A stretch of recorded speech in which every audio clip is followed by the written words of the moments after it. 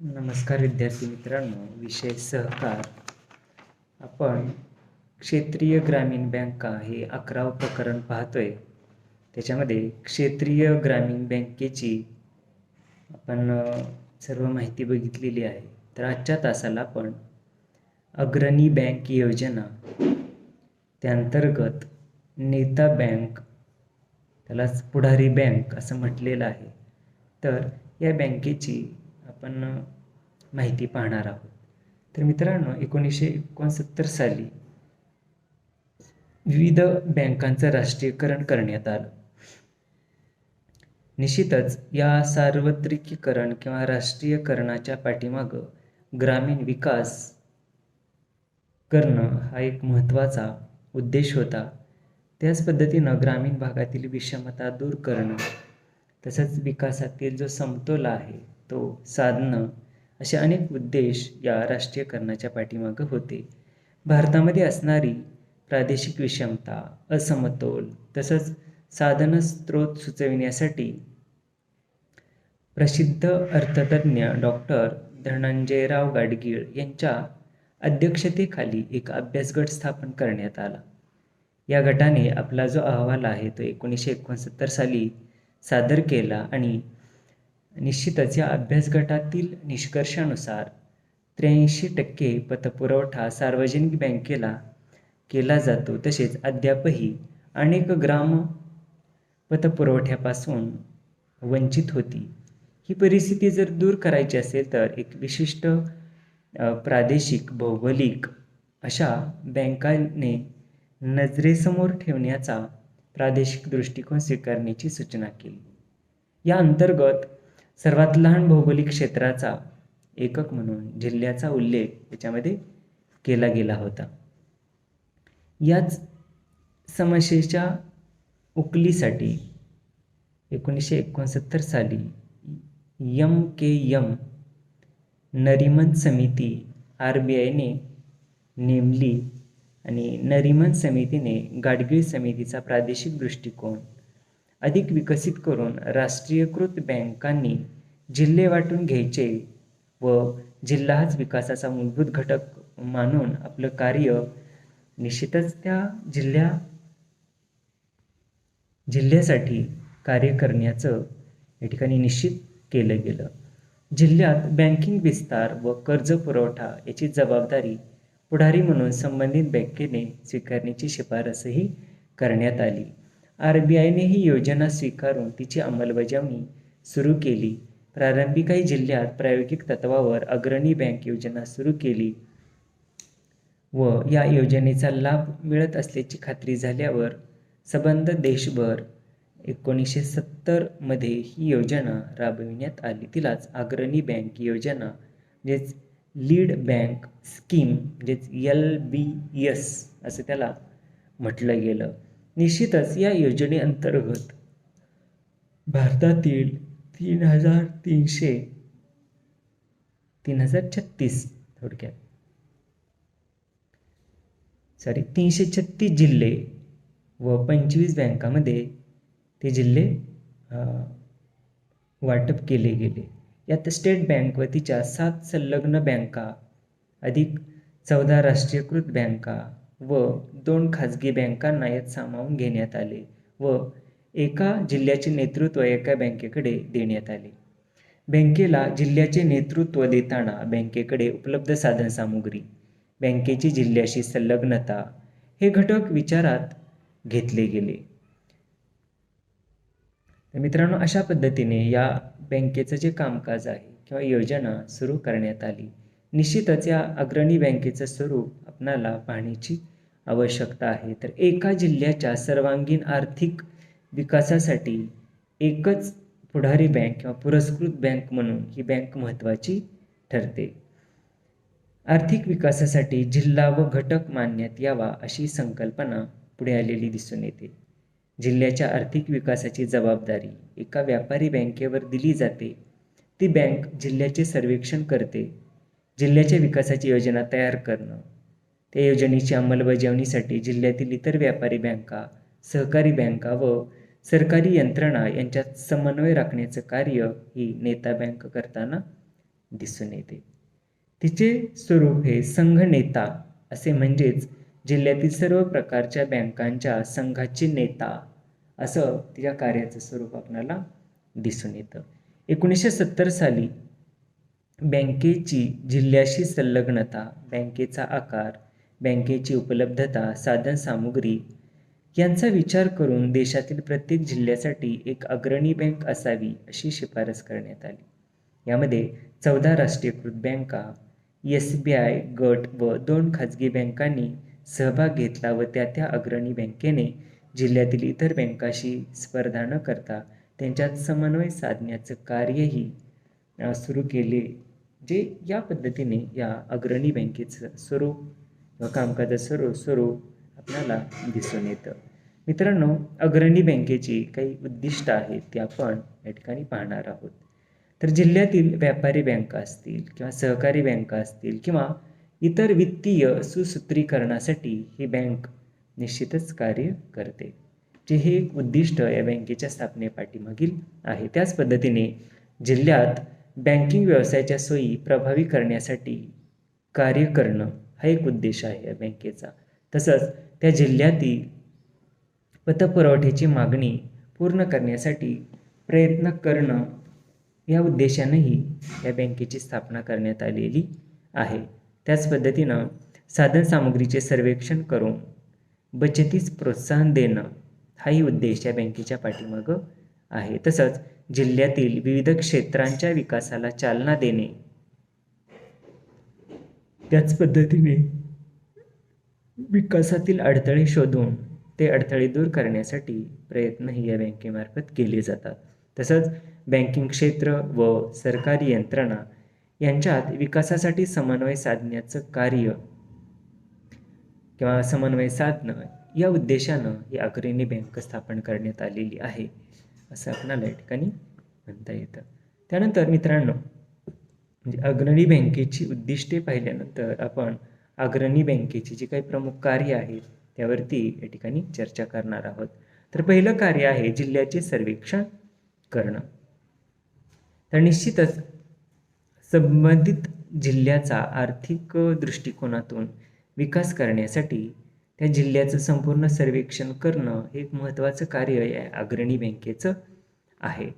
विविध आर्थिकेतर घटकांचे सर्वेक्षण करून त्यांची माहिती जमा करणं, तसेच ती बँक जिल्ह्यात उपलब्ध साधनसामुग्री, विकासातील त्रुटी, कर्ज मागणी यांची पूर्तता त्यासंबंधीही सर्वेक्षण केलं जातं, जे एकूणच या ग्रामीण भागातील किंवा त्या जिल्ह्याच्या कार्यक्षेत्रातील विकास घडवून आणण्याच्या दृष्टिकोनातून, कर्ज उपलब्धता करून देण्याच्या दृष्टिकोनातून ही बँक कार्यरत आहे. त्यानंतर मित्रांनो, दुसरं कार्य आहे जिल्ह्याचा आर्थिक अहवाल तयार करणे. ज्या अग्रणी बँकेमार्फत त्या जिल्ह्यांतर्गत असणारी जी काय परिस्थिती आहे किंवा आर्थिक बाबी आहे याचा अहवाल तयार करण्याचं कार्य या बँकेमार्फत केलं जातं.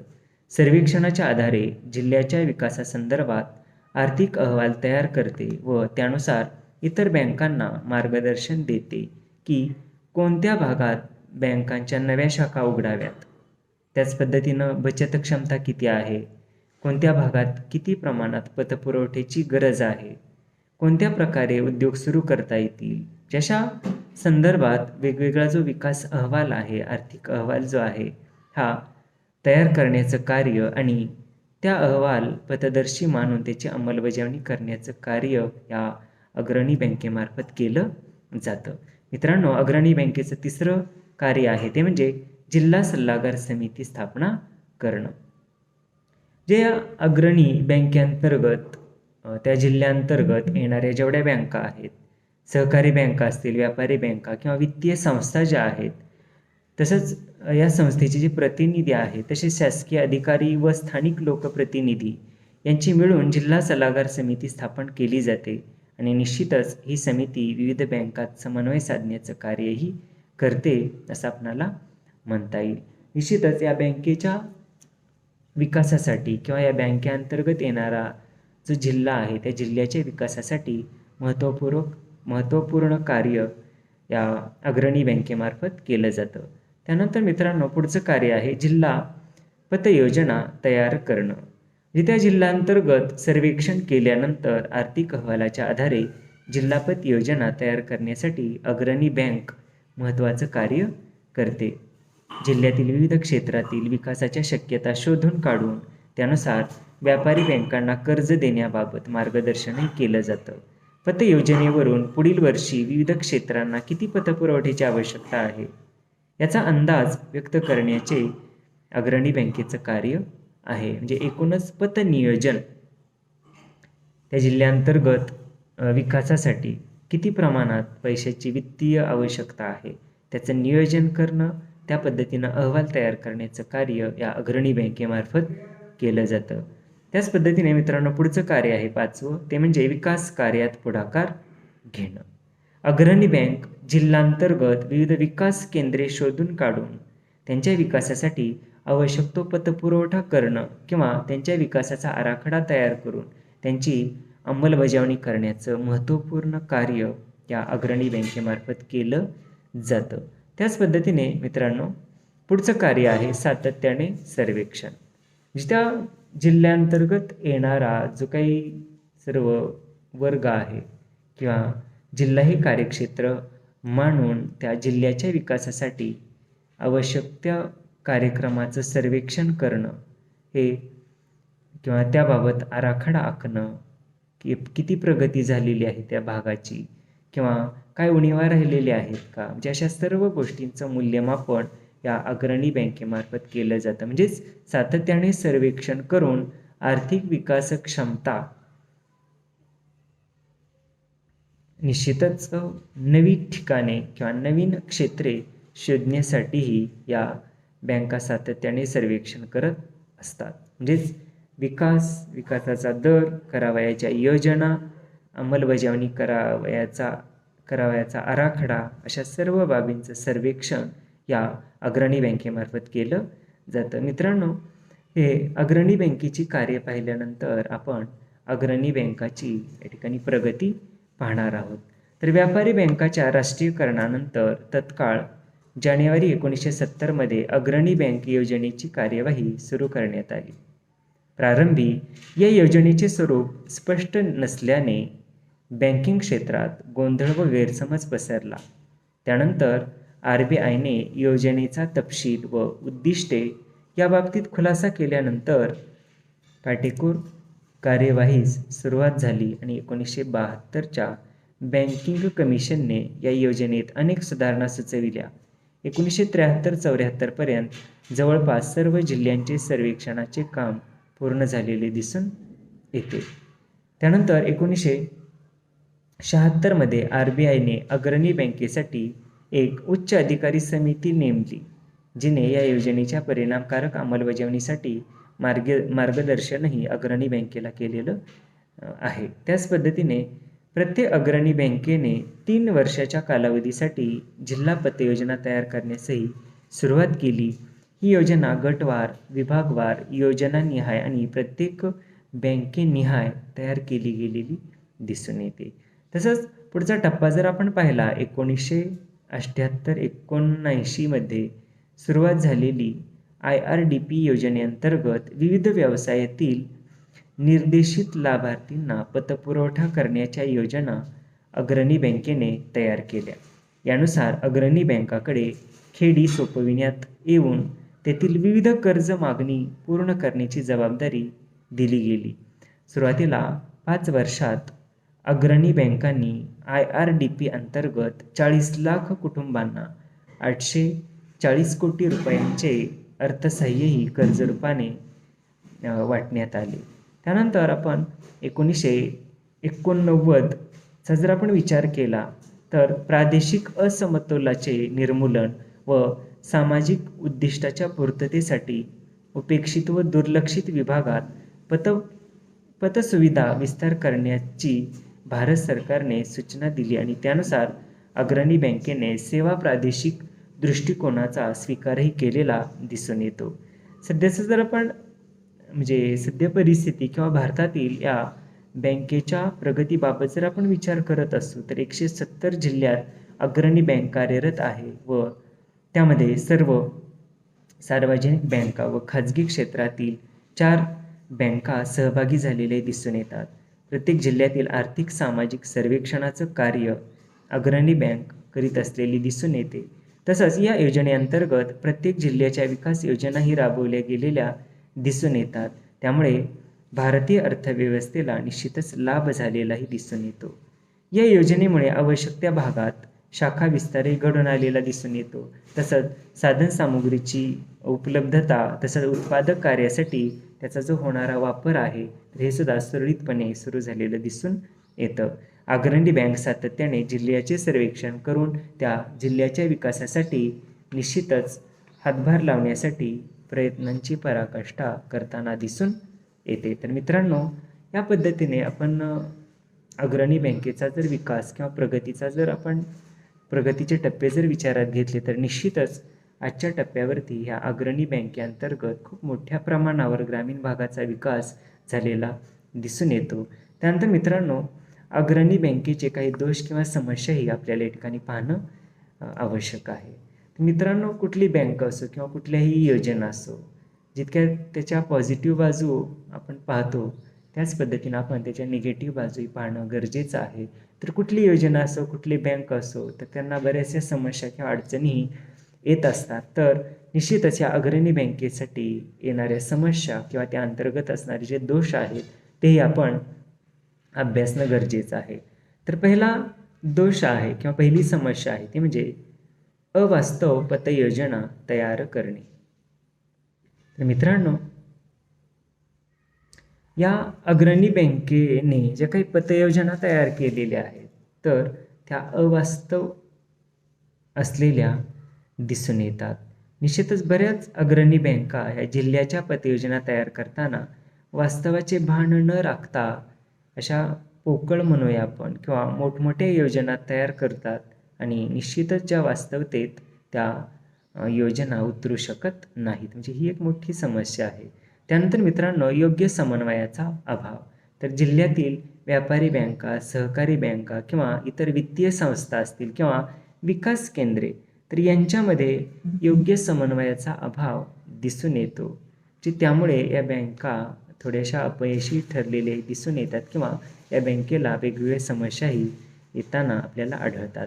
त्यानंतर मित्रांनो, तिसरी समस्या आहे मूलभूत सेवा सुविधांचा अभाव. तर या अग्रणी बँकेअंतर्गत किंवा या बँकेमार्फत दिल्या जाणाऱ्या ज्या काही मूलभूत सुविधा आहेत तर त्या तुटपुंज्या पडताना किंवा त्याच्यामध्ये कमतरता दिसून येते. निश्चितच विद्युत असतील किंवा रस्ते, दळणवळण, वाहतुकीसारख्या मूलभूत सेवा सुविधा ज्या आहेत त्या नसल्यामुळे व्यापारी बँका जरी पतपुरवठ्यास तयार असल्या तरी त्यांचा उपयोग करून घेतला जात नाही. तर ही एक मोठी या बँकेसमोरील समस्या आहे. जे मूलभूत सुविधा नाहीत त्याच्यामुळे या बँकेमार्फत विकास कार्यामध्ये अडथळे आलेले दिसून येतात. त्याच पद्धतीने मित्रांनो, चौथी समस्या आहे ती म्हणजे प्रशिक्षित व अनुभवी कर्मचाऱ्यांचा अभाव. तर या अग्रणी बँकेअंतर्गत असणारा जो कर्मचारी आहे तर त्यांना प्रशिक्षणाची सुविधा पाहिजे तेवढ्या प्रमाणात उपलब्ध होत नाही किंवा जो कर्मचारी वर्ग अनुभवी पाहिजे असा कर्मचारी वर्गही निश्चितच तो तुटपुंजा आहे असं आपल्याला म्हणता येईल. त्याच्यामुळेच या बँकेचं कामकाज आणि या बँकेची जी उद्दिष्टे आहेत ती पूर्ण करण्यासाठी निश्चितच अडथळे आलेले दिसून येतात. म्हणजेच कार्यक्षम कर्मचारी आणि किंवा कार्यक्षम कर्मचारी मिळणं, तो तयार करणं याच्यामध्ये ही बँक कमी पडते असं आपल्याला या ठिकाणी म्हणता येईल. त्यानंतर मित्रांनो, पाचवा समस्या आहे ती म्हणजे सदोष आर्थिक सर्वेक्षण. ज्या अग्रणी बँकेमार्फत जे काही ग्रामीण भागाचं सर्वेक्षण केलं जातं तर त्याच्यामध्ये सदोषता दिसून येते.